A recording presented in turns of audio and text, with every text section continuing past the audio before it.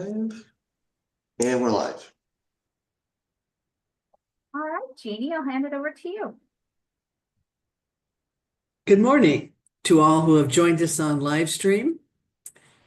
I'm Jean Salerno, chairing today's panel. On behalf of the Nebraska Arts Council, I welcome you to this panel meeting, the purpose of which is to review applications in the Arts Project Grant category. Decisions made by this panel will determine the funding of all applications, and they will be reviewed by the Arts Council at its next meeting, which will be on June 10th, 2025. I'd like for each one of our panelists to introduce yourselves to one another and to those listening in, and I'll call on you one by one. Linda Bowenkamp. Good morning. My name is Linda Bohnenkamp, and I am from Omaha, Nebraska. I am the grants manager at the Omaha Symphony, and I'm also the president of BFF Omaha, which is the nonprofit that manages the Benson Creative District here in Omaha. And I'm a practicing artist myself as well. Thank you, Linda. Sogan Tabatabai. Good morning, everyone. My name is Sogan Tabatabai, and I'm calling in from Reno, Nevada. I am the Arts Learning Specialist with the Nevada Arts Council, and I'm also a practicing visual artist. Thank you, Sogan. Erica Nelson. Good morning. I'm Erica Nelson. I'm calling in from rural Lucas, Kansas, population 360. And I am an artist and the cultural resources director for an artist-built environment. Thank you, Erica. Mike, do you have anything you'd like to add at this point? Sure. Thank you, Jeannie, and thank you very much for chairing this panel. I really appreciate it. And I appreciate the work of all the panelists that Rachel has put together. You guys all come from such a wonderful array of backgrounds and experiences that to everybody out there who was nice enough to put an application together and send it in. You've got some very wonderful people here who will be making some great comments about your grants. I hope you take to heart what they have to tell you. Their criticism, if it is always meant to help you improve your grants and improve your projects. So do take advantage of what they have to say. Ordinarily, during this time, I talk about how important it is for you to reach out to your elected officials here in the state and to let them know what your projects are, to invite them to your projects, and to make sure that you thank them for their work in helping to secure the public funding here at the state level.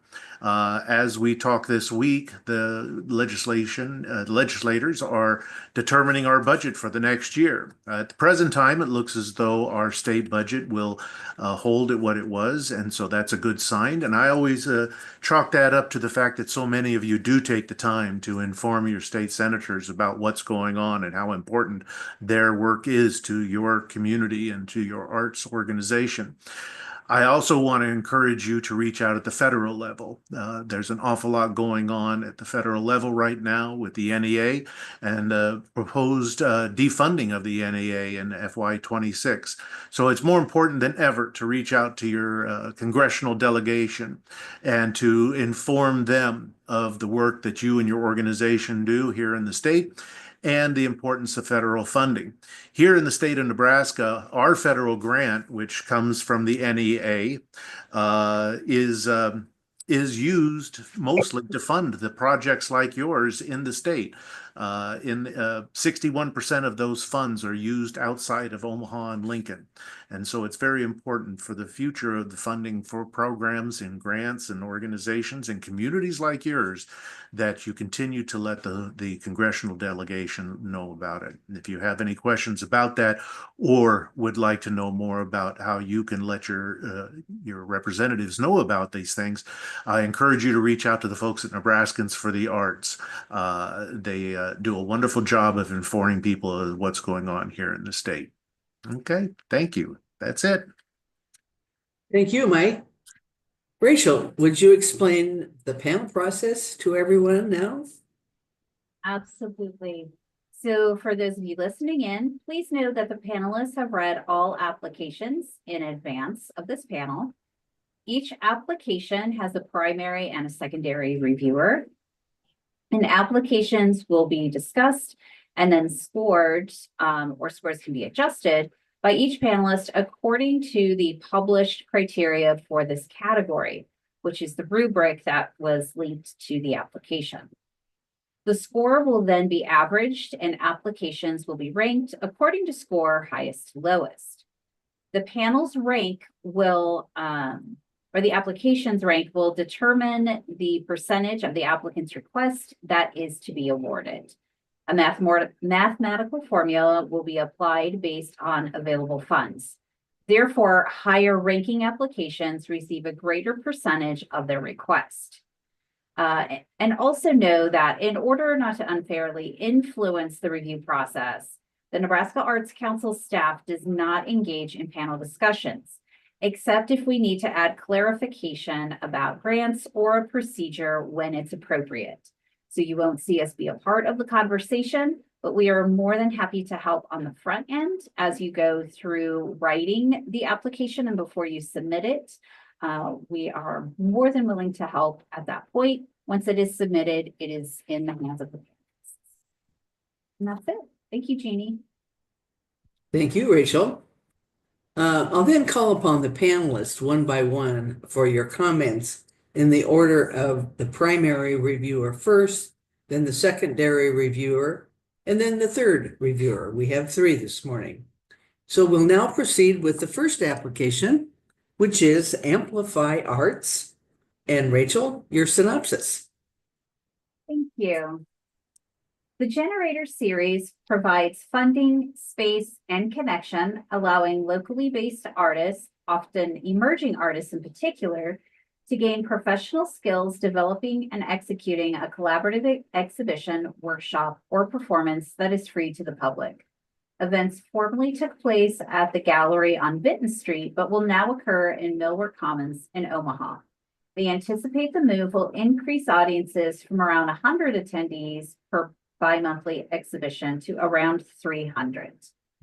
The grant funds would be used specifically to compensate artists for creating and executing the bi-monthly exhibitions, workshops, and performances, and for area experts to provide post-project critiques and to cover a narrow percentage of administrative expenses.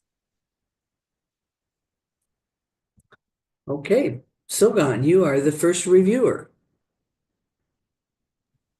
Thank you. In this application, I really appreciate the thoroughness of the narrative and the project addresses needs of the artists in the community and promotes collaboration and fosters sense of belonging and community for emerging artists and provides platforms for a well-rounded projects. I believe the evaluation methods align with the stated goals and it's a overall it's a well-rounded project. So those are my comments. Okay, thank you. Erica, you're the secondary reviewer. Yeah, I'd like to echo those comments. It was a very clear and well-written proposal. I also think it was well planned, which can be tricky in leaving space within that plan for artists' implementation of their own planning. So that careful consideration of a big framework to create small frameworks within, I think still really came through in this application. In reaching out to underserved populations, I think there's a good illustration of eliminating barriers to participation, but maybe lacked a clear picture of what the demographics of place are and how those percentage numbers of place relate to the program percentages. And I think that was my only comment that was really, really specific. In their letters of support, I think that second letter really illustrated the impact and ripple effects of programming and was a really strong inclusion in their letters of support. Thank you, Erica. Linda, what would you like to add? Yeah, I had a couple questions. I agree with everything that was said, so I'll just highlight a couple things that weren't mentioned. I don't think it was explained thoroughly why moving the exhibitions to the Millwork Commons area would increase their attendance. A little bit more description of the Millwork Commons area here in Omaha, Nebraska, especially for our out-of-state panelists. It's a very entrepreneurial environment, very there's a lot of artists there. And so it made sense to me why that would increase their attendance, but I'm not sure that that was clearly outlined in the application. I agree, really strong letters of support. And I love the inclusion of the principal artists, and the pre and post planning and the timeline. I think there it could have been a little bit more expanded. It was very much just kind of about the exhibitions. I really appreciated that they had a modest and direct budget as well that was clearly outlined and itemized. And that is it. Thanks, Linda.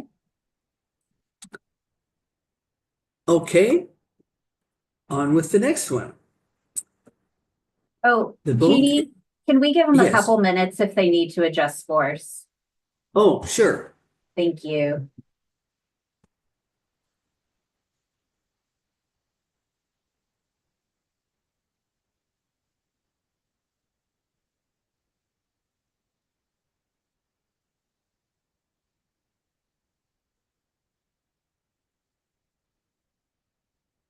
You can look directly at the camera and when you're done and before we proceed.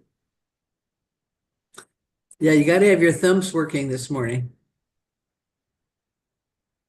You could always use the little emoticon too. I can never find it, or it takes me longer to find it, and I get frustrated.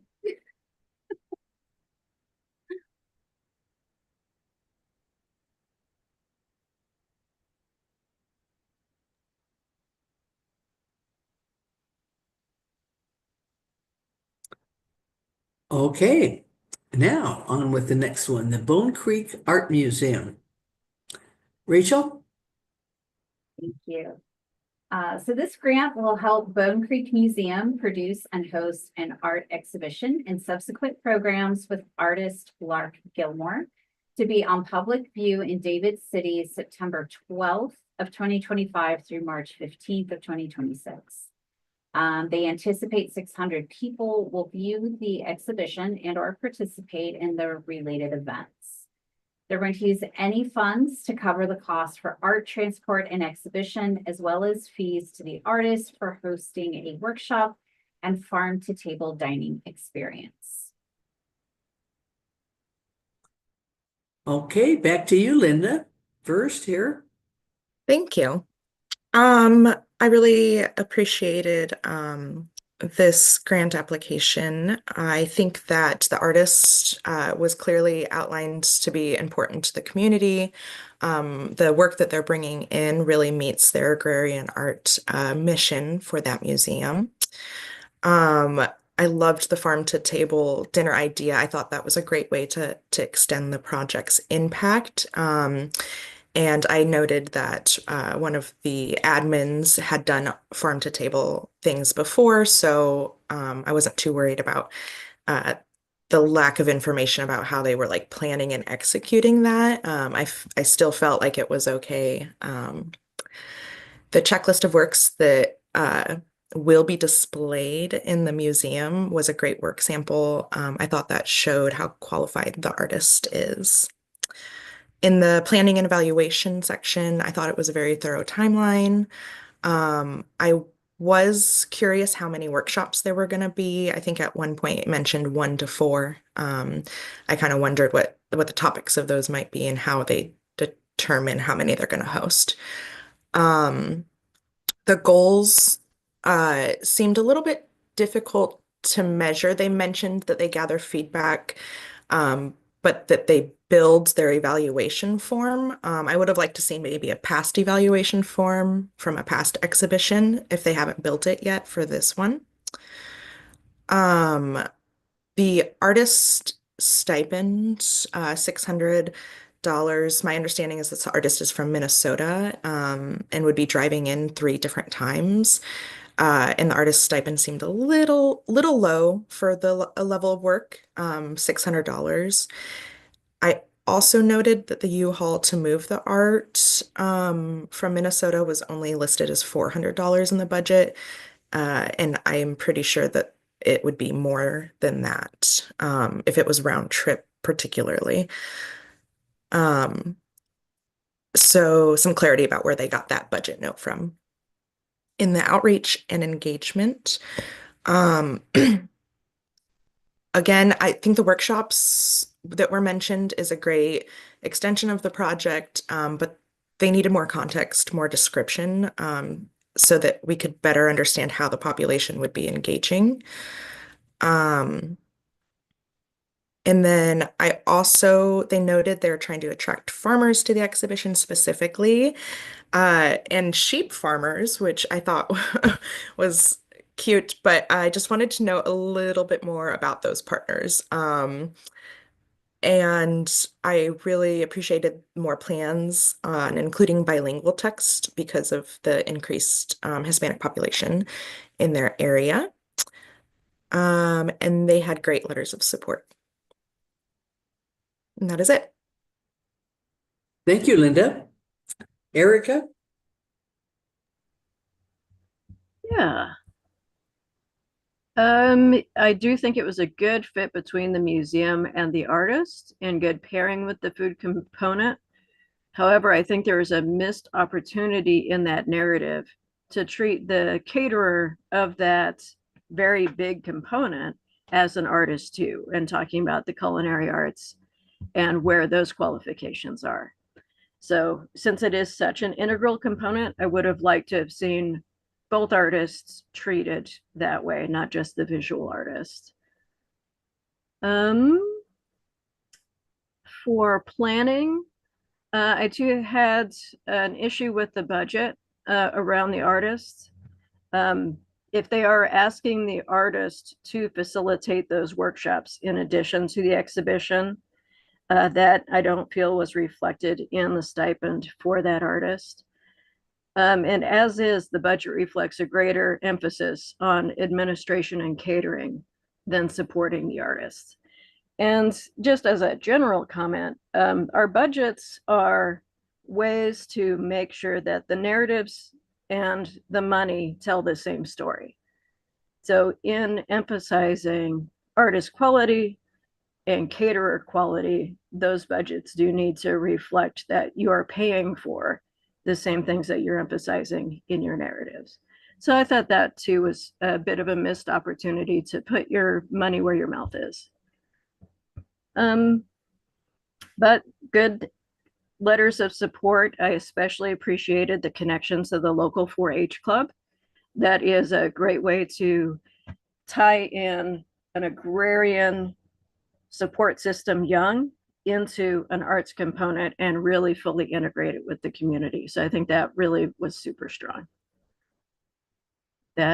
Those are my comments.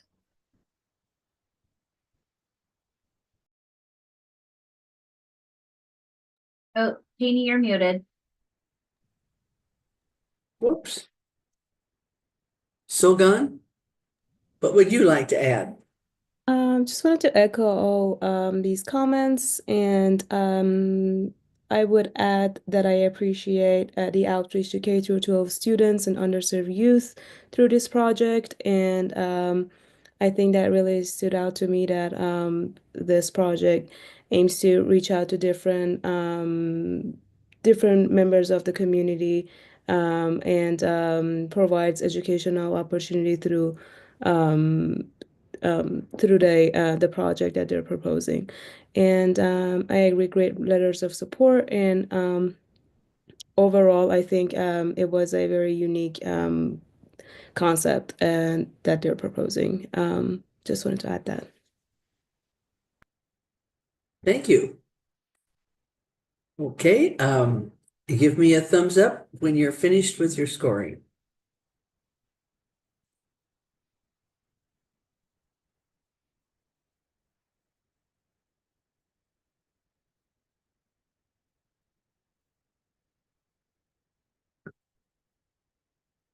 Okay.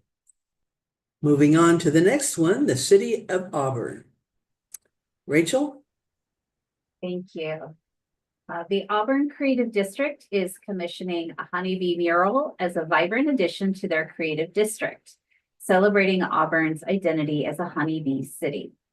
The large-scale public artwork will be created by Matt Wiley, an internationally renowned artist, muralist, and founder of the Good of the Hive project, which raises awareness about pollinators through stunning hand-painted murals. The artist's murals draw thousands of visitors to each mural, creating both artistic and economic impact. And the Creative District will use any grant funds awarded to pay the artist for painting the unique honeybee mural for the community. Thank you, Rachel. Erica, you're the primary. All right. For their description, there's a good tie to community history as a basis for project implementation and active community activation beyond the production of the mural component, I think really added to that strength. The story attached to the motivation for the mural is a solid, possibly overlooked tale important to the community. That creation of a festival as a springboard event attached to the mural shows good potential in reinforcing community ties and storytelling into planning and development. And I thought the artist was well qualified to lead. For planning and evaluation, I appreciated the inclusion of both long-term and short-term goals, including estimates on crowds being served. Measuring number of students participating in talks would have maybe more solidly provided those target points in a more solid form. Most of the planning documents focus on 2024. I would like to see a more advanced, nuanced plan for 2025, especially as the festival and the workshop are integral components in the narrative. For the budget, while I understand that the ask is only for the artist fee, the budget should reflect the complete narrative of the project if community outreach components are a part of the proposal. So I do think their budget was a little lax in helping tell the same story that the narrative is telling. Outreach and engagement components for the audience. School groups cover a large part of the audience equation in the narrative, and I would like to see how the retirement age cohort is being considered as it's identified as the other large group in your demographic data. There's also a lot of narrative devoted to tourists, an external audience rather than an internal. This isn't a negative, but a core motivation or driver for the investment in the arts will influence where time and attention are spent. So in this application and other people's, being very conscious of, are you doing this for you? Are you doing this for others? And letting those numbers and those narratives reflect your core intention balanced with that secondary intention of inside or outside views. For underserved populations, while not specifically mentioned as an underserved population, there is a note of accommodations to individuals with disabilities and good partnerships to ensure appropriate tailoring to a variety of needs. For community outreach, I would just in wording, I would have liked to have seen shifting the FFA field trip from encouraging them to do it to an active participation commitment that would benefit the outreach component. Letters of support, I thought there were good support from the development side of consideration in creating an arts district and city involvement. And I would like to see how the people component is impacted as described in the narrative. Those are my comments. Thank you, Erica. Linda. So thorough, Erica. I love it. I did add September 13th to my calendar for the Honey Bee Festival. Although we're going to be in Norfolk for the Creative District Assembly. So I'm wondering, why aren't we going to be in Auburn for the Creative District Assembly?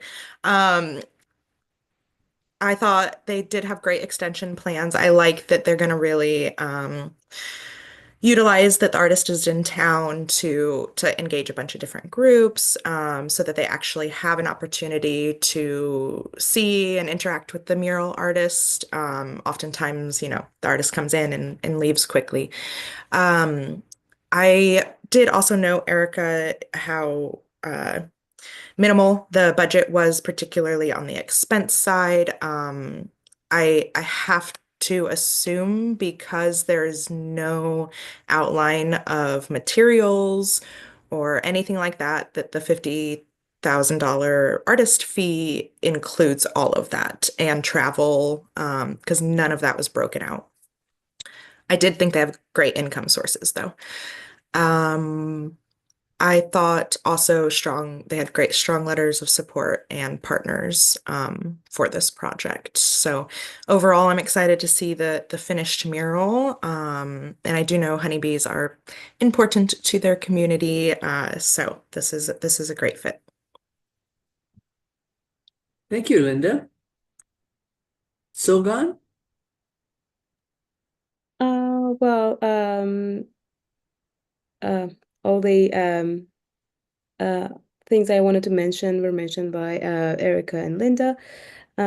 Just wanted to also mention that I wish they provided a more detailed and itemized budget breakdown to improve clarity of how they're planning on spending the funds, and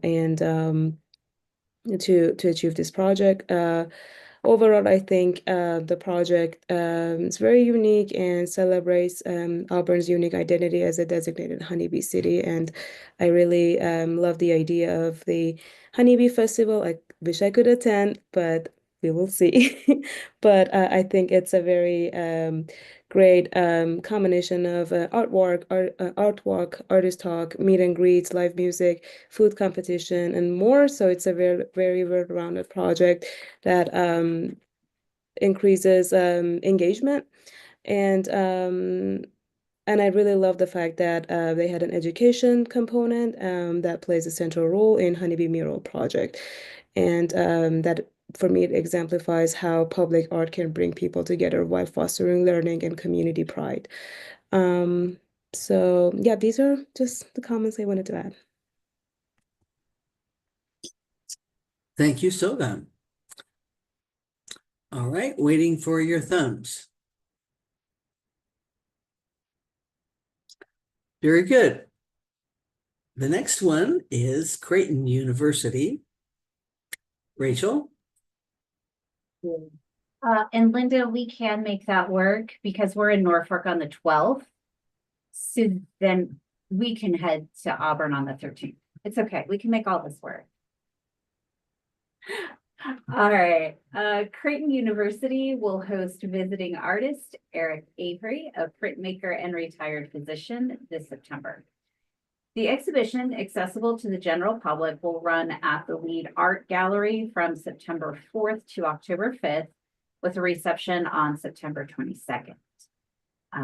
Avery will engage with students, faculty, and the community during the week of September 21st. Funding from the Nebraska Arts Council will enable public engagement opportunities with the artists. They will use any funds awarded to pay the artist an honorarium for his round trip airfare from San Antonio and for lodging. Thank you. Sogan, you're back. Thank you. I believe the project addresses important topics and includes valuable arts programming with a qualified artist.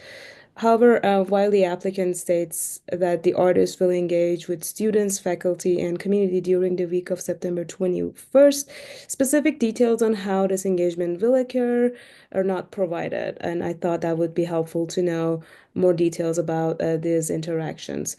Although workshops are mentioned in the project description, further clarification on the format, scope, and participants of these activities would be helpful. For planning and evaluation, I think the project presents a strong and meaningful goals centered on arts and healing, as well as raising awareness on social and public health issues, as well. And I think these are timely and valuable goals. And I think applicant establish clear, measurable objectives and define methods of evaluation to assess impact. I think in the timeline, applicant indicates the artist's departure from Omaha, sorry, but does not specify their arrival date. And since a portion of the requested funds is allocated for lodging, it would be helpful to clarify the duration of the artist's stay. And I believe the timeline also references campus activity, but does not specify what they entail. And I think the two workshops mentioned do not include details on contact hours. And the budget sheet is organized with the majority of the requested grant to be allocated to artists honorarium and approximately 21% and designated for lodging, airfare, and transportation. And in the outreach and engagement section, I think this project fosters a cross-sector partnership, including collaborations with Nebraska I A sorry I AIDS project, Center for Immigrant and Refugee Advancement, and the University Institute of Population Health, which further advance the project's broader goal of raising awareness about social and public health issues through the arts. And I think these cross-sector partnerships are important in promoting arts and wellness in communities. And I think in the programming impact and outreach engagement sections, while the applicant mentioned community activities, additional details on their scope would be also helpful. For example, whether they include a panel discussion, and interactive Q&A sessions, or other forms of public engagement. So these are my comments. Thank you. Back to you, Erica. I want to echo the commendations on that impact of art, health, and social good. I think that's illustrated in both the wording and the examples throughout. So I think a very well-targeted set of intentions, especially if the outreach components are well executed and become a focus for not just the exhibition, but the workshops as a main interaction point. And to Sogan's comments, that could have been a little better illustrated of really tying that together. I do think there's a good specific target for visitorship as a tangible set of goal settings. I know enrichment is a really hard thing to quantify, but that interview component could be a beneficial addition, maybe a more person-to-person gathering of data reactions may be needed for target communities, while keeping in mind that there will maybe people who do not want to have formalized recording of their data. So figuring out how to gather data without gathering specifics could also further enhance the careful consideration of reaching out to the populations that are in the narratives. I think the stated audience and the demographic data of the region sync up really well, and good stated goals of reaching out to immigrant and refugee serving organizations. I would have liked to have seen more formalized partnerships to know that that path to reaching out to immigrant and refugee organizations are reachable.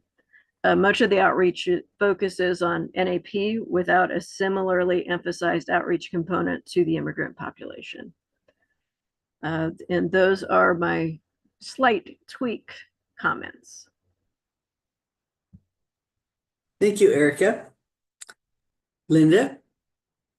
Yeah, I think almost everything I had to share has been said, except for one thing. I noted that there was a lot of talk about like tailored activities that will take place in nearby communities of participants, and then they said in Benson or North Omaha, but I don't think that was fully explained what that means. I think especially for outside panelists, kind of understanding where Creighton is situated in Omaha, would have been helpful, and also that some of those partners are from those communities that they're talking about. I just thought it was painfully vague that they said things like partners such as the members of the Highlander community. It just was, there was lack of context around their partnerships in the community that they were planning to take activities into and what those activities would be. Okay, thank you, Linda. Now you're voting. You're scoring.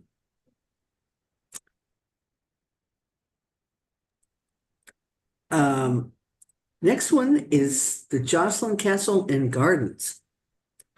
Rachel. Yeah. This project seeks to make Sarah Rowe the next guest artist at the Jocelyn Castle and Gardens at the Castle and Cathedral District. As a highly regarded visual artist, storyteller, and community engager, Sarah's project goal is to connect the major entities within the Creative Arts District through a series of sculptures and wayfinding public art installations. These pieces will serve as dynamic landmarks, fostering connectivity and encouraging deeper exploration of the neighborhood's artistic centers. They plan to use all funds awarded to pay the artist, Sarah Rowe, for her involvement in this guest artist program. Thank you. Erica, looks like you're back. These are so fun to do. I really appreciate being on this panel. For planning and evaluation, I think they had very well stated goals with a thoughtful set of evaluation questions and notes on where and how those questions will be asked. A very clear action plan and participation plan. And the budget is well thought out and clear, but is on the modest side for the amount of work being done. Outreach and engagement, the audience. The narrative goes beyond demographic stats to explain the audience community of the neighborhood, as well as illustrating work that has already been done to engage. So I think they have a very good grasp of who they're trying to reach and how. For underserved communities, there are strong partnerships addressing identified needs and leaderships working within each identified population. Their community outreach component builds on a very strong historic outreach, leading to the current proposal as a response. And that instills confidence that this considered outreach will continue through this project. For their letters of support, I think there were good endorsements of the artist's ability to work with, in, and for the community. Oh, and I skipped the very top front one, artistic quality comments. Kudos to tapping an artist from within the project boundaries to help interpret and activate this community. Merit-wise, that community connection and cohesion points to a meshing of art into the neighborhood fabric, and I feel is responsive and beneficial to that specific community. The artist is well suited to activating this project. Those are my comments. Yeah. Sogan, you're back. Thank you. To add on to what Erica mentioned, I think in the artistic quality component, this project is a well thought out and community driven project, and the focus on collaboration with local artists and residents through workshops is a great way to build engagement and ownership. And I also really appreciate how the public sculptures and wave funding elements go beyond just beautification, and they support health, accessibility, and tourism, helping position the community as a creative destination.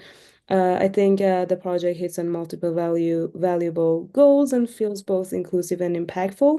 I wish the applicant had included examples of the artist's public sculpture work to better understand their practice and the scope of artistic style in public three-dimensional work.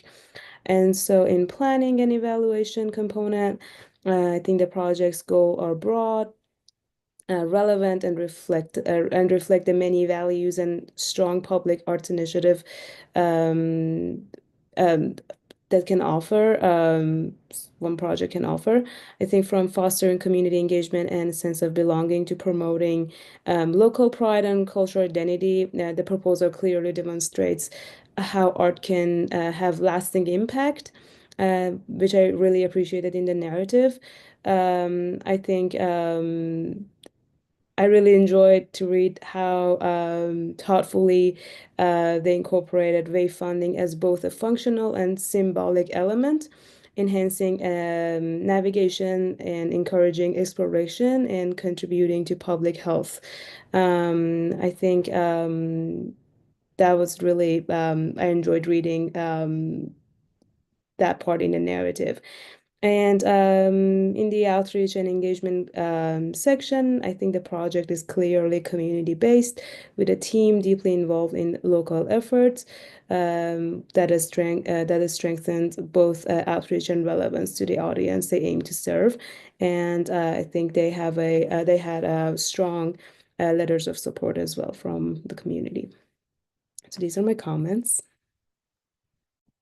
Thank you, Sogan. Linda? Yeah, just a couple little things to add. I did also know, Sogan, that there was no work samples of 3D work. I didn't actually know Sarah Rowe did sculpture. I know she does mural and 2D. So I was just kind of curious about the logistics of making something 3D and where they might be located. Is she working with somebody else who maybe has done this work before? In the budget section, I had a little bit of trouble with this. In the expenses, Sarah does get a $1,000 stipend, but then in the income, she's donating over $1,000 in artwork sales. And I did note, it's nice that she gets a studio space and they outline what that expense would be. So maybe that's how they kind of overcome the lower stipend, but it seemed very unequitable that she would be donating more in sales than the stipend that she's receiving. And I did think stellar letters of support. I think there's a little bit of information missing. And that is it. Thank you.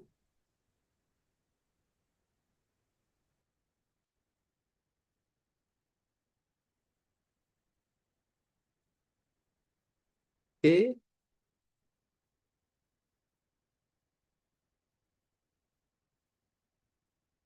All right.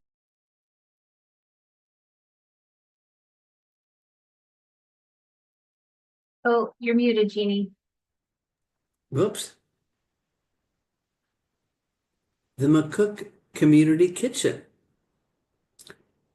Rachel? Yeah. Know-How Recipe as Remedy is a socially engaged art project that explores the intersections of health, food, and healing to be developed in the community of McCook, Nebraska. Through oral history collection, workshops, harvesting tours, and a participatory art installation, The project will transform local food remedies and stories into sculptural archives that foster intergenerational connections and cultural preservation. The project will culminate in 2 exhibitions, free and open to the public. They will use any funds awarded for training materials for workshops and to create artifacts like booklets, signs, and film to be used in the exhibition and display. They will pay the artist, including for travel and housing during the McCook stays. Thanks, Rachel. Back to you, Linda. You're first. Thank you. I thought this project directly connects to the community. The finished product is going to be something that the community can engage in and contribute to, and the artist is definitely well qualified. I thought the work samples explained some of her very conceptual work. So that was helpful. I could picture a historical sort of installation after looking at her work samples. So those were a great inclusion. Thank you. I did note that right off the bat, they mentioned they're using the funds to create booklets, zines, and film. But those items, the film is a little bit, but the booklets, the zines aren't really discussed in the narrative. So maybe they actually don't know what those will look like yet. Maybe that will be developed when the artist gets there and the project gets going. But some sort of explanation as to like what those published pieces are that they want to use the funds for. And I think that is it for the first section, planning and evaluation. I thought they had a strong timeline and a clear budget, very well outlined budget. I did note the AASL services in the budget as well.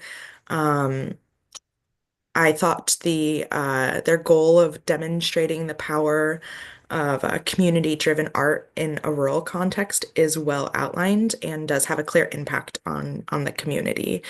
I would have liked to know a little bit more about their evaluation process on the back end. And then in outreach engagement, I commend them on how they describe their community. I thought McCook and the surrounding community was well described, explaining they're situated, 4 hours from the nearest large city. And that goes to show why this very large conceptual engaging project would be important to them. I thought they had strong partnerships and their letters of support. I appreciated the first one. The second one that was from a recipient of the kitchen's generosity, it just seemed a little out of place. I think it did speak to how well the McCook Kitchen is involved with their community, but it didn't really speak to this project all that much. I did notice that the person who wrote the letter managed the Little Chefs program, which I thought would have been like a great natural partner, but it wasn't really mentioned as a formal partner in the application. So a little bit more clarity around those if they were involving that partner, and maybe that's why the letter of support was from her, but that was unclear. Otherwise, I think this project will have a really good impact on the community. If I want to get in the car and drive 5 hours, I might to go see it. Thanks, Linda. Your turn, Sogan. Thank you. I think Linda mentioned most of the notes I was gonna mention, but I just wanted to add that I really appreciate the creativity and the relevance of this project in the artistic quality section. I think it tackles everyday issues we're all connected to, like food, natural rhythm of growing, harvesting, and gathering. And I think framing these activities as a kind of performance is both unique and compelling. I think the inclusion of oral history gathering adds another rich layer to this project, especially given that know-how has already been presented both in the US and abroad. I think that's what's especially exciting, is that Jody plans to train community members in these practices, so the impact will continue through future projects and cultural work in the community. Just wanted to add that comment, and I also noted that in the production of zines, more details, if they provided, would be helpful, but I also understand that zine production can be something that um, the plan can change on the day of making. But just wanted to add that that I also noted lack of details around that activity. And I think the planning and evaluation section, I think it sets a strong and meaningful goal, and I think their goal is to engage all age groups through workshops and training in oral history gathering, creating space for intergenerational conversation, which I really appreciated in this project. And I think in the outreach and engagement section, I think this project is a really good um, example of how socially engaged art can uplift under-resourced rural communities, and it not only enhances the visibility of the arts in rural areas, but also demonstrates how concepts often seen in urban social practices setting can be meaningfully adopted to smaller towns. And I think the inclusion of oral history gathering empowers community members with the skills they can continue using. And yeah, I think these are the comments I just wanted to add. Thank you. Your comments, Erica? I don't have many in addition. The very first one that I wrote down was that, and this is a good illustration of why information is asked for in maybe 2 or 3 different ways: having a narrative, having a timeline, having a budget, and making sure all 3 of those components tell the same thing. I thought that the timeline especially provided a concise and involved chain of events that really talked about the project very well, that was maybe partially obscured in the narrative, that there were more things included in the timeline that really helped flesh out the project, that the narrative could have borrowed from. But because all of those components were there, it did gel into a complete picture. And that's my only additional comment. Okay, thank you.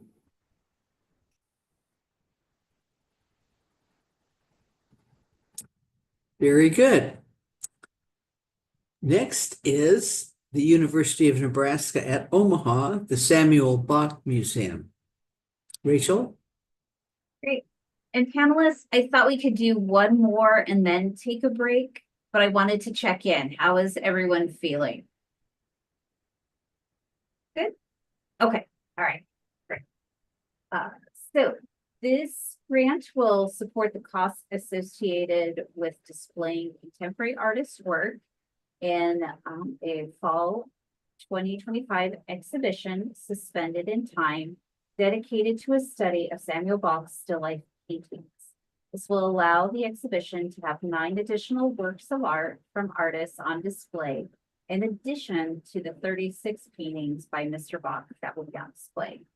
It will use the funds awarded to pay artist fees, framing, and insured shipping costs to and from the artist gallery. Thank you. Your review on this one, Sogan? Thank you. Okay, so I think in the artistic quality component, The project has a strong potential to educate the public about such important topics through arts and engage with the public in meaningful ways. I think the project artists and topics are important to the community.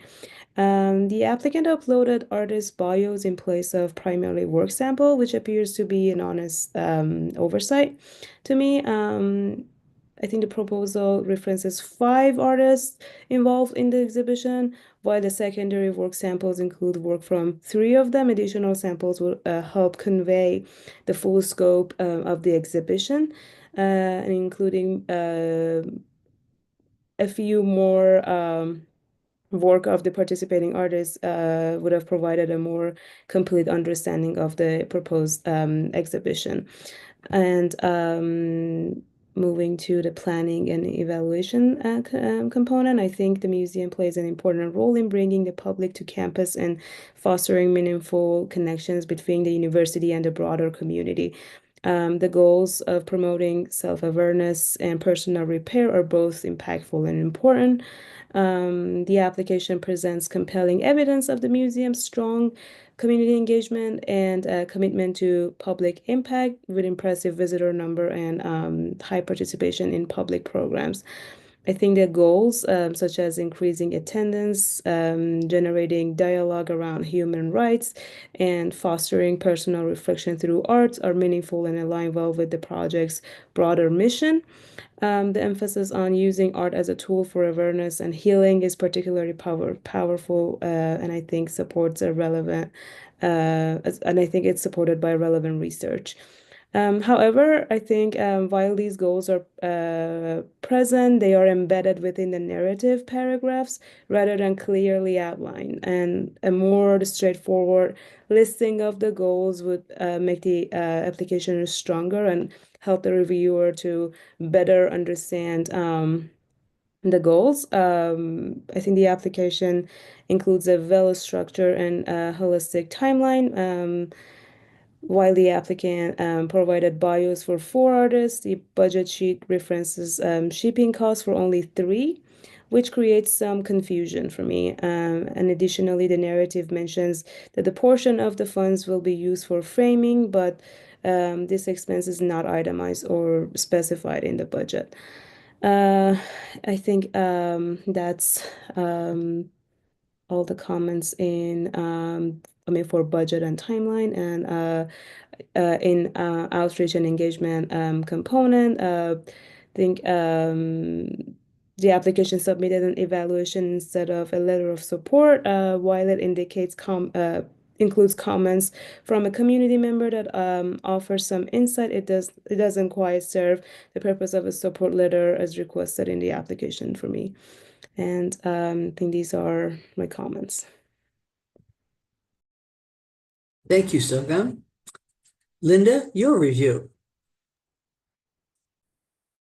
Thank you. If I could find the unmute button. So in the artistic quality section, I did note that there was quite a bit of information on Bach and the artist bios that were provided for the work they're bringing in was helpful, but I would have liked to seen a little bit more connection between the two and why in particular these works were important to bring in. I did note the probable mistake of uploading the artist bios twice, which is a fine mistake, but it was a really missed opportunity to not share with us more work samples of the works that they're bringing in, since that is what they're requesting the funding for. I thought they had strong admin bios. In the planning and evaluation comments,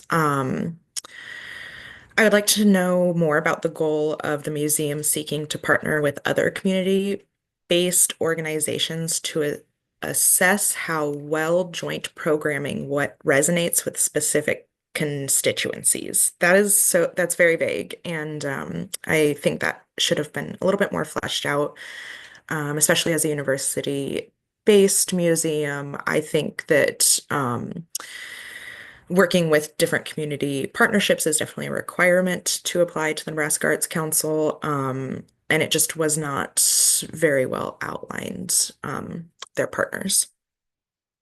I was curious to know they mentioned that for education groups that come through, in the survey, they ask about different state standards, state education standards that are met. Made me kind of curious to see what that survey looks like. Um, I did note that in the timeline, there was if NAC funds are awarded, secure matching funds. That made me wonder, okay, if they don't get the NAC grant, where will the funds come from for this project? If they aren't planning on securing matching funds unless they get the grant. I also noticed, particularly since the shipping cost was only for 11 artists, or for 3 of the artists, and I think that there were 6 or 8 total. I thought it was kind of outrageous, particularly because the work samples that were shown appeared to be 2D. So the shipping seemed like if it was a 3D sculpture, yes, I would say that's fine, but it wasn't itemized, so maybe itemizing what those shipping per artwork would have been very helpful for us as reviewers. In outreach and engagement, uh, I thought that their community partnerships section was a missed opportunity to elaborate a little bit more on some of the school groups that they bring in, or even some of the college groups, since the museum's open only on Mondays and Tuesdays for university students. Instead, they talked about, they actually just named the galleries that the artwork is coming from for their community partners. So I would just suggest using that opportunity to expand on your community partnerships next time. And I thought that the letters of support was an interesting choice. They had like survey results as a letter of support, and I guess I would have liked to have seen an actual letter, maybe from a community partner. And that is it. Thank you, Linda. Erica, next. Yeah. I always like seeing an activation of a permanent collection, which sometimes can feel very static in partnering with contemporary responses to those collections. So changing that narrative around a permanent collection is a commendable goal. I was regretting not being able to know more about the artist chosen for that. Campus-based museums can be a challenge in connecting to the physical geographic community. And so I appreciated their percentage point, 48% general public and 29% K-12. It's a good resource with good attendance. How does that local non-campus community play into how those spaces or exhibitions are designed? I didn't know if this exhibition had been built out of some former surveys that had called for more response to contemporary feel, but I feel like that was maybe a glossed over point or a non-addressed point.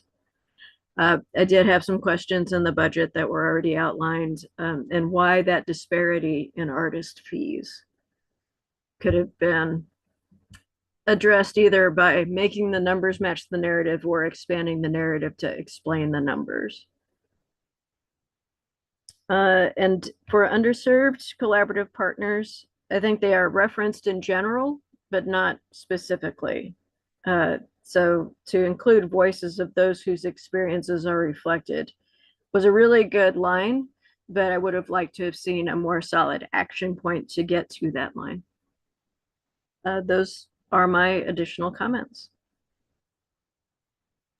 Thank you, Erica.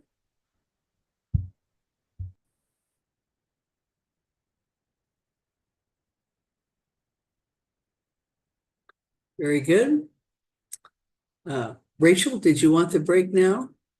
Yeah, let's take a break now. Let's do 5 minutes. So according to my clock, come back at 10:10.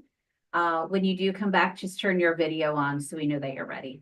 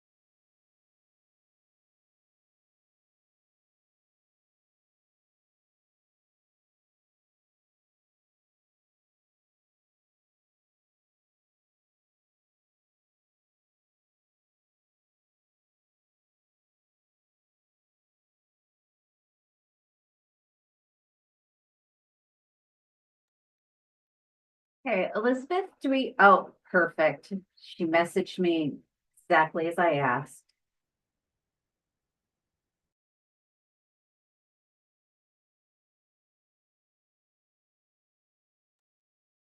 All right, Jeannie, I think we're ready. Oh, you are muted. Yes. Perfect.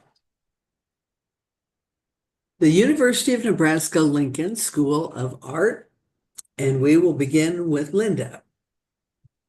And I'll jump in with the summary. Oh, yes. This grant seeks to bring 2 members of Amber Arts to Lincoln to discuss their art and restorative justice work and demonstrate the technique of creating murals on Polytab. Amber Arts specializes in murals, public interventions, and creative facilitation, responding to community needs. They use art to actively engage people in the design of public spaces and the design and fabrication of public art, community engagement, and arts education, with a specific focus on environmental justice.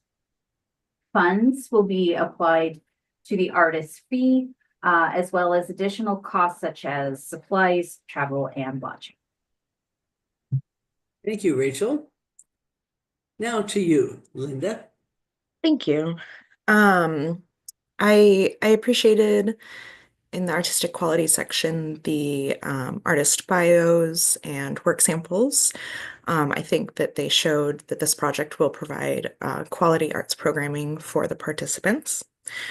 I was confused about the locations. But it seems this project is taking place in Lincoln. They're making the mural on the Polytab. But it was not clear to me where the mural was going to go until I read one of the letters of support. And it said that the mural would be going in Beatrice, which is about an hour from Lincoln. And I scoured the narrative and could not find mention in the narrative at all that what building it might be going on in Beatrice, what partners they might have in Beatrice. It was all very Lincoln centric. They did mention in the narrative that UNL does receive requests for murals to be placed across the state. So it does make sense. One could assume that this is helping the university meet that goal to put murals across the state. But it's not stated anywhere, and that is just a very large, glaring issue for me. The narrative does mention there's a symposium at UNL that's open to the public. I was kind of curious. So they're working with residents at this organization called Fresh Start to make the murals pieces. But I was kind of wondering, will those residents then be invited to the public symposium? How might they get there? What's transportation look like? More about that partnership would have been much appreciated. I was also a little bit confused about the digital storytelling aspect of the project goals. I kind of wondered if that part of the project would just evolve while the artists were there. Are they recording the people making the murals? That wasn't very clear to me what the digital storytelling, how that was involved. In the planning and evaluation, I did think they had a thorough budget and timeline. I felt the goals were a little bit fuzzy, or heady might be a good word for it. I prefer just a little bit more specifics on who they want to reach, on how they want to engage the community, outside of, they mentioned art students at the university, and again, the participants from Fresh Start who will be making the mural. But aside from those two constituencies, I couldn't understand their goals around involving community members. Outreach and engagement. I appreciated they shared the demographics for Lincoln, but I would like to have known a little bit more about the students, and also, again, more about the residents from the Fresh Start partnership. And I would like to have known more about the demographics of the community in which the mural would be placed, if particularly Beatrice, if that's where it's going. I appreciated letters of support, particularly Petra's, from Blixt. I thought that did help outline that the project is open to the public, and that they are working with multiple community partners. Um, but I thought the narrative was lacking in who those community partners were. I felt there was more information in Petra's letter of support than there was in the project narrative. Um, there's a brief mention that this project might include theater aspects, but and I think one of the letters of support was from a theater group. If the panelists can recall, I'm like trying to pull that up, but who's the second letter of support from? Oh no, it's from Fresh Start. Never mind. I thought there was mention somewhere about the project including theater, but then it's not mentioned anywhere else. So I guess there's just a lot of elements of this project that are unclear.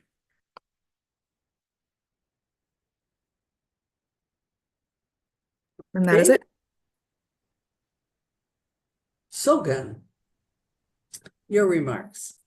Thank you. And thanks, Linda, for the for your thorough comments. Just wanted to add that I appreciated that this project takes a community-based and community-led approach to shaping public space. And I found the use of Polytap for creating a mural very flexible, that provides mobility and supporting a broader social practice framework. And I found this idea very interesting and unique. And while the applicant provides information about first start later on in the application, I think including a brief description of the organization earlier on in the application, along with details about the population it serves, would help me better understand and envision the project from the outset, because I had to go back and forth in the narrative to understand what this organization is about, and the population that this organization serves. And I think including a brief description would be helpful. And additionally, the narrative could benefit from clearer articulation of the partner organization's role and how their contributions directly support the project's goal, strengthening the connection between the partnership and its intended impact on the target community would enhance the overall proposal. I think, and I was also confused about the location of the mural. And while I appreciate the mobility aspect of this mural project, I think a mention of a location would definitely add more, I mean, would strengthen the proposal overall. Outreach and engagement, I think yeah, the application mentions that marketing for the event is through multiple platforms and widely distributed. However, it lacks details on specific strategies and channels that will be used. I think providing more information would help clarify how the project plans to effectively reach its intended audience. And I think I missed the planning and evaluation component. I just wanted to mention that it's unclear for me whether the flat fees in the artist fees listed in the budget are gonna be divided between two artists, because it just provided one flat fee. And I think a more itemized breakdown would be helpful to clarify that artist fee portion. And these are my comments. Okay. Your remarks, Erica.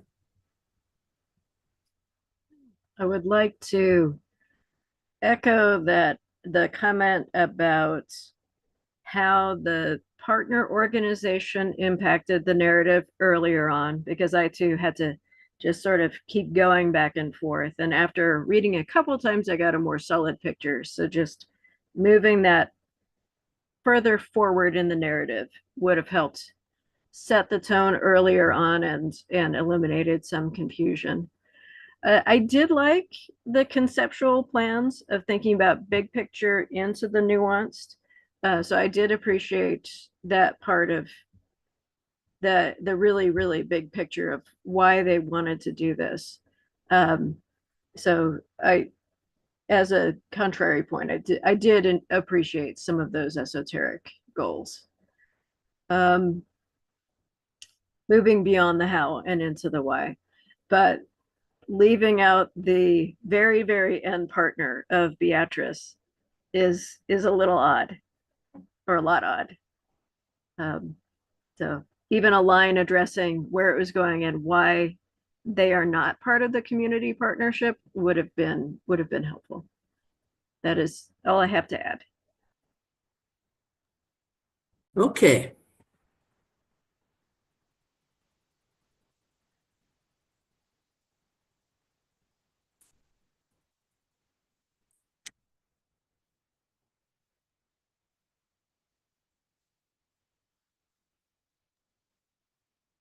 Jeannie, you got all the thumbs up. Okay. Whoops. Next will be the village of Steinauer. That's getting close to the border. Our first reviewer, Erica, is that close to where you live in Kansas?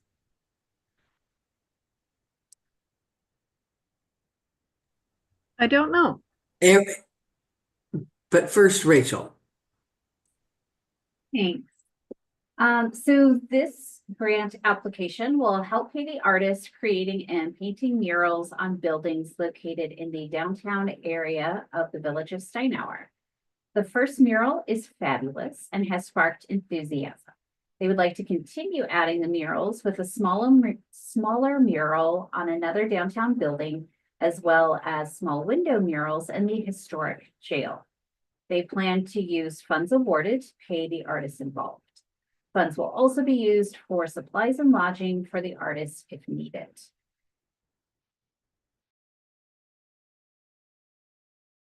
Now, Erica.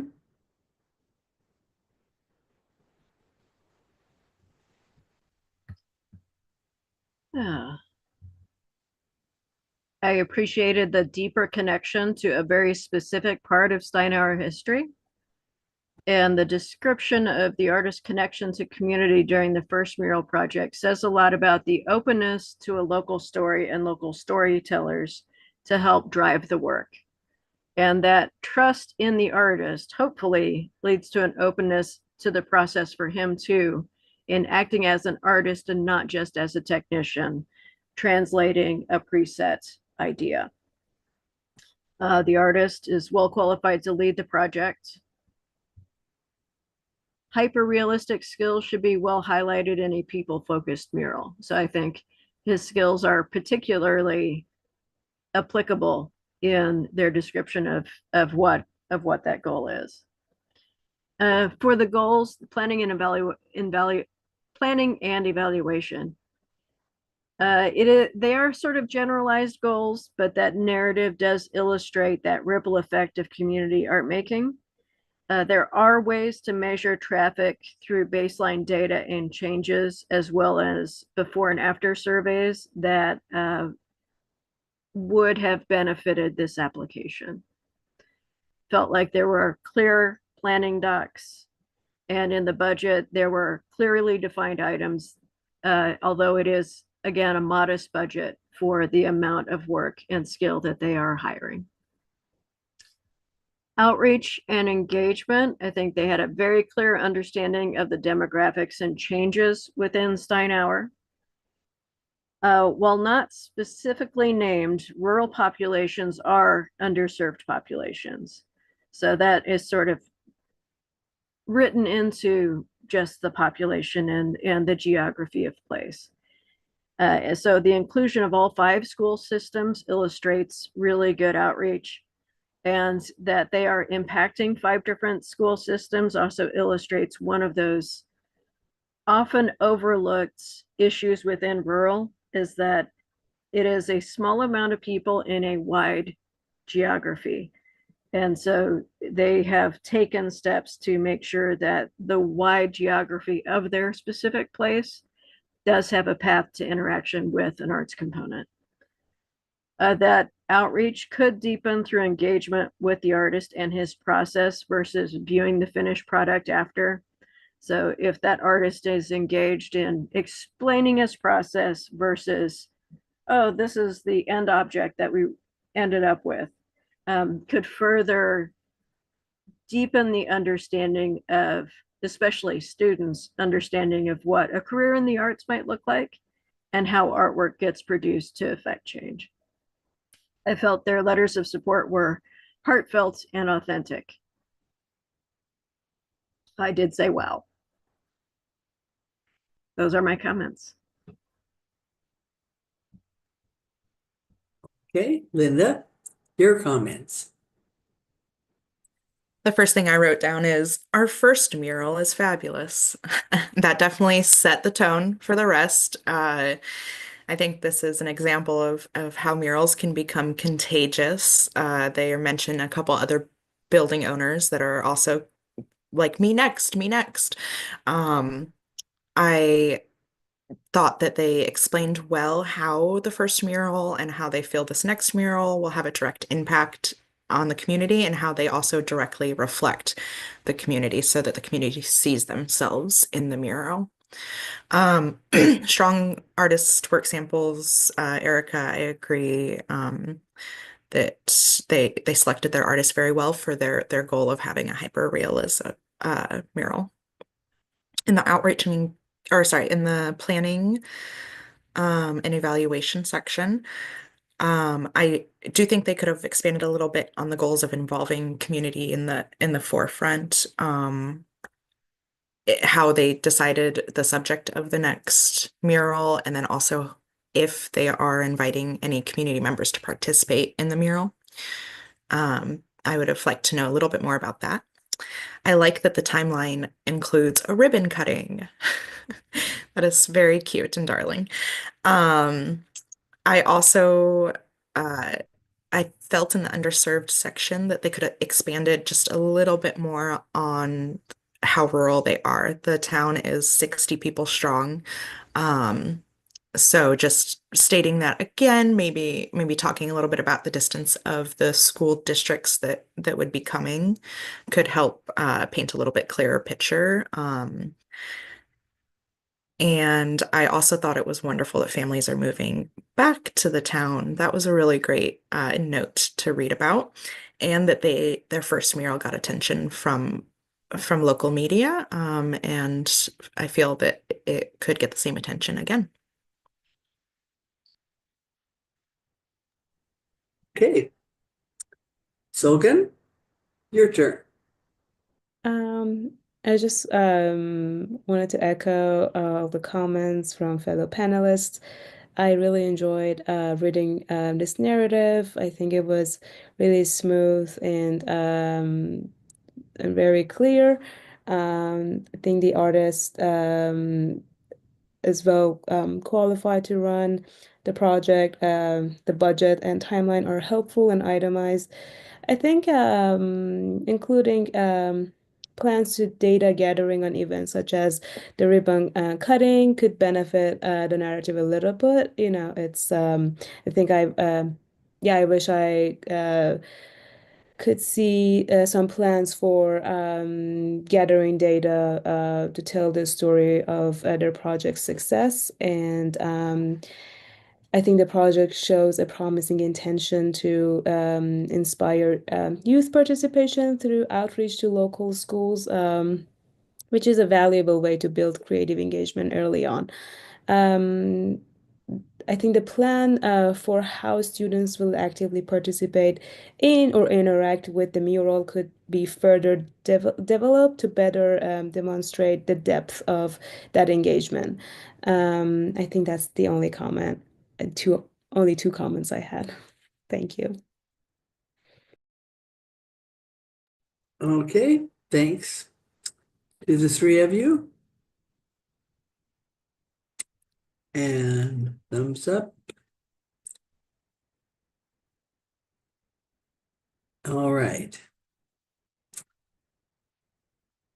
The final one is wall space for artists and audiences. Rachel. You. Wall space empowers artists to exhibit their work and enables audiences to experience art in a community-based venue. Grant funds will help support monthly exhibitions starting July 1st of 2025 through June 30th of 2026. The funds will help defray artist costs for self-curated exhibitions in a purpose-designed gallery space. They are budgeted at $680 a show. Wall space does not represent the artists, and they do not take a percentage of the artist's sales. All right. Erica, once again, you're the primary reviewer. All right. Starting with artistic quality, I feel like this is an impactful and risk-taking approach to providing opportunities for artists. The description is clear about the motivations as well as previous interactions leading to this current project. So that responsiveness that helped design the program, I felt was clear in the description. I also feel like it is a clear and beneficial project for area artists. And qualifications is a little hard to judge in this one because it is about a capsule program. But that model illustrates trust in artists to provide their own curation, installation, and staffing, which makes evaluating difficult. But the proof of the model working is evidenced through successful seasons of this trust-based model.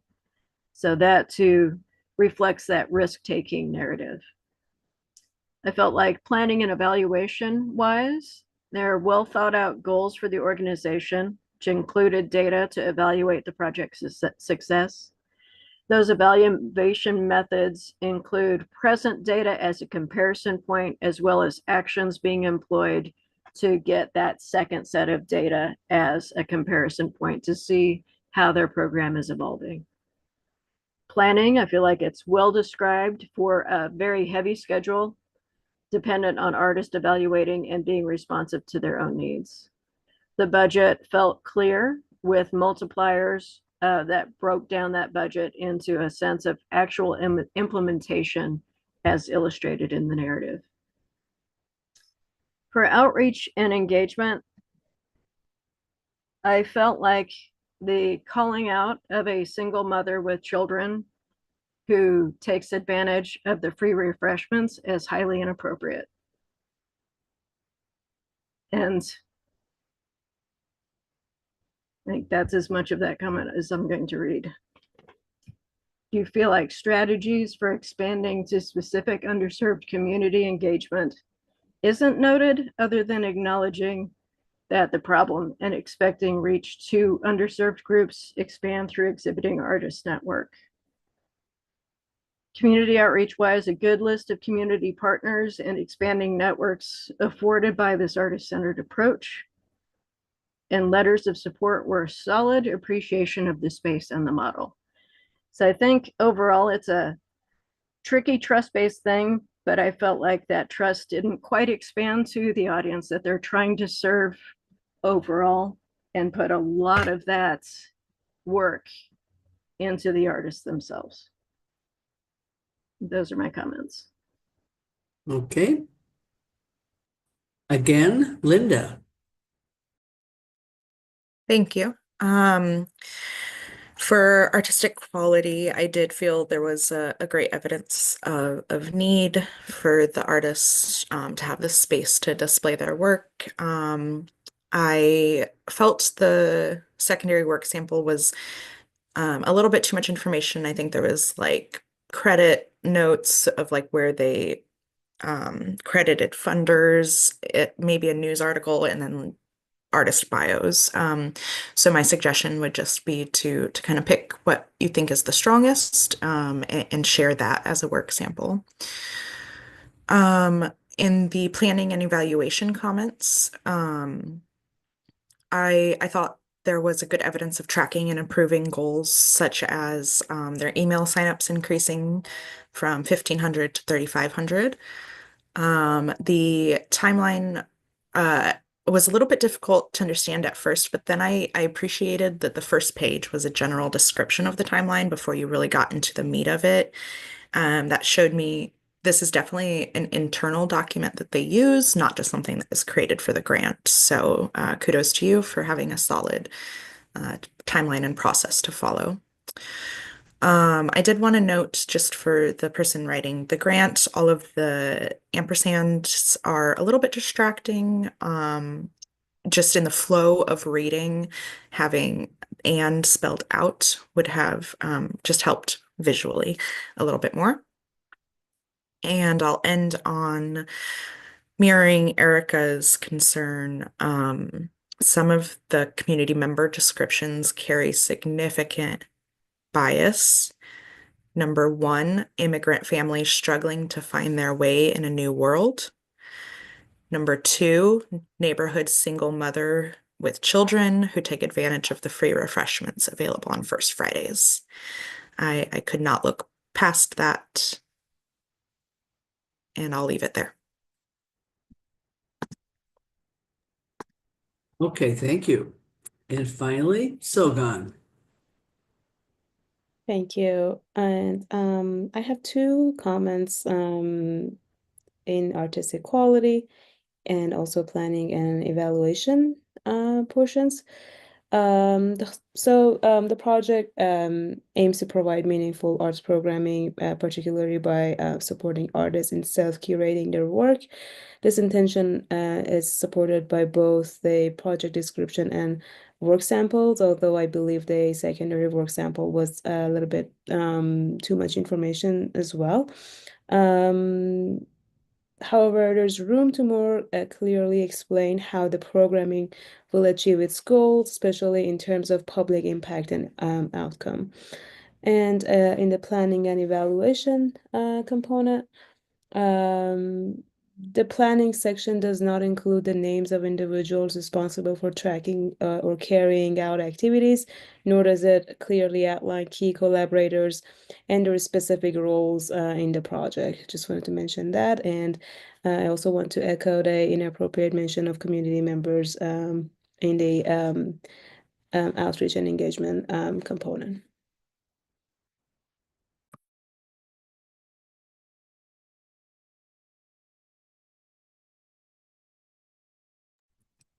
Your votes.